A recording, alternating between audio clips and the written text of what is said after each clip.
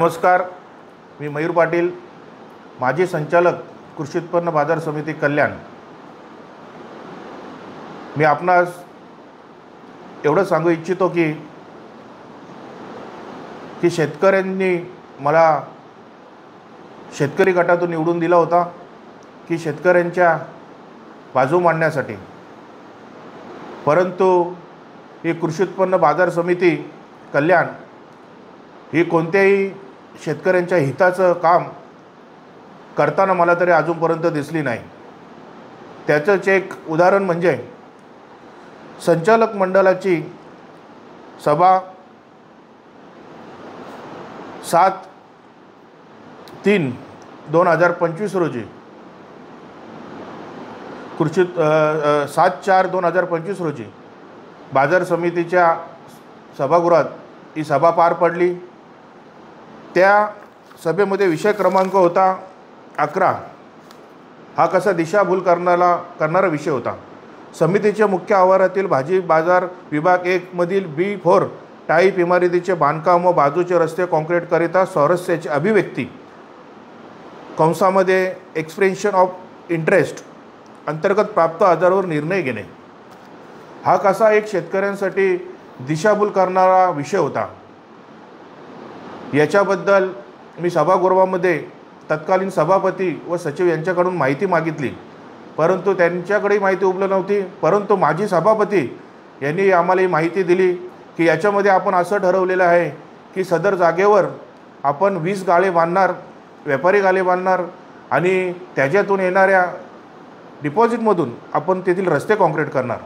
परंतु हा विषय कुठेतरी पटणारा नव्हता, कारण आमची मुदत पंचवार्षिक मुदत ही 21 एप्रिल 2024 रोजी संपलेली होती आणि आमच्या या कमिटीला संचालक मंडळाला 6 महिन्याचे 2 वेळा मुदतवाढ शासनाकडून देण्यात आली होती आणि ही मुदतवाढ देत असताना अटी शर्ती त्याच्यात होत्या। कोणताही धोरणात्मक निर्णय घेण्याचा अधिकार या संचालक मंडळाला नव्हता, परंतु या माजी सभापतींनी व त्यांच्यासोबत असलेले संचालक मंडळ यांनी तेव्हा हा विषय कोणतीही चर्चा न करता बहुमताने मंजूर केला। परंतु तेव्हाच दुसऱ्या दिवशी आमचे सहकारी आणि ज्येष्ठ संचालक मोहन नाईक यांच्याकडे मी माहिती घेतली असता सदर जागेवर B3 व B4 या जागेवर कृषी उत्पन्न बाजार समितीच्या आराखड्यामध्ये शेतकऱ्यांच्या हितासाठी असलेला शेतकरी शेड याचं आरक्षण होतं।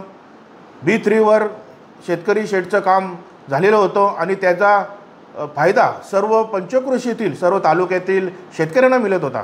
परंतु B4 हा मोकळा भूखंड होता आणि हा मोकळा भूखंड बघूनच हे माजी सभापती संचालक मंडळ ज्यांना कोणताही निर्णय घेण्याचा अधिकार नाही धोरणात्मक, यांनी त्याच्यावर पेपरमध्ये वृत्तपत्रामध्ये जाहिरात काढली की सदर ठिकाणी 20 व्यापारी गाळे बांधणे व तेथील 20 व्यापारी घालणे असे एक जाहिरात काढली आणि पुन्हा आणि त्याच्यानंतर माहिती घेतल्याच्या नंतर मला असं तिथे निदर्शनास आले की शेतकऱ्यांसाठी आरक्षित असलेल्या भूखंडावर यांनी व्यापारी गाळे बांधण्याचा घाट घातलेला आहे आणि त्याच्या संदर्भात मी पुन्हा एकदा तेथील व्यापारी असो तेथील शेतकरी असो यांच्याकडनं आवारामध्ये माहिती घेतली। काही लोकांनी मला येऊन गुप्त माहिती सांगितली की याच्यामध्ये जो डिपॉझिट स्वरूपाची रक्कम ही तर काय अल्प स्वरूपात आहे, परंतु याच्यामध्ये मोठ्या स्वरूपात रोखीने व्यवहार झालेले आहेत असे माझे निदर्शनास आले।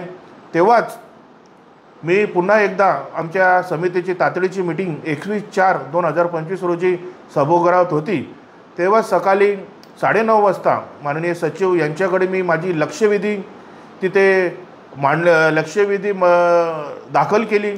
त्या लक्षवेधीमध्ये सूचक म्हणून मी स्वतः होतो आणि अनुमोदक आमचे ज्येष्ठ सहकारी संचालक मोहन नाईक यांनी दिले होता। आणि जेव्हा ही सभागृहामध्ये पुन्हा एकदा ही लक्षवेधी आली, लक्षवेधीमध्ये मी स्पष्ट सांगितले होते की 7/4/2025 रोजी जो विषय होता याच्यामध्ये 20 व्यापारी गाळे बांधणे आणि CC रस्ते करणे हा कुठल्याही शेतकऱ्यांच्या हिताचा निर्णय नाही, तर हा विषय रद्द करण्यात यावा। परंतु तत्कालीन माजी सभापती संचालक यांनी हा पुन्हा एकदा ही लक्षवेधी बहुमताच्या जोरावर फेटाळली. परंतु 21 एप्रिल 21 एप्रिललाच या संचालक मंडळाचा जो मुदतवाढ दिली होती ती संपुष्टात आली आणि 22 एप्रिल रोजी प्रशासक म्हणून ठाणा जिल्ह्याचे उपनिबंधक यांनी तिथे प्रशासक म्हणून चार्ज घेतला. त्यांनी चार्ज घेतल्याच्या नंतर मला वाटतं मी त्यांची जाऊन पर्सनली भेट घेतली, तेव्हा त्यांनी मला ह्या संदर्भात माहिती दिली की इथे असे B3 B4 असे आरक्षण होते आणि याच्यामध्ये आता लेआउटमध्ये चेंजेस करून तिथे 20 व्यापारी गाले बांधणार आहेत. याच्यासाठी कल्याण डोंबिवली महानगरपालिकेने सुद्धा परवानगीला टाकलेले आहे. तर ती माहिती घेतल्याच्या नंतर 22 मेला कृषी उत्पन्न बाजार समितीची पंचवार्षिक निवडणुकीची घोषणा झाली, आचारसंहिता लागली. त्याच्यानंतर माझ्या अशा निदर्शनास आले की मी बहुतेक ठिकाणी माहिती घेतली की याच्या 20 गाले बांधणे व CC रस्ता तयार करणे याला नियम अटी शर्ती यांना हे न करता न जुमानता प्रशासक यांनी टेंडर प्रक्रिया राबवली. कुठल्याही वृत्तपत्रामध्ये याची जाहिरात दिली नाही. बेकायदेशीरपणे आपल्याच मर्जीतील ठेकेदाराला हा ठेका देण्यात आला आणि त्याच्यानंतर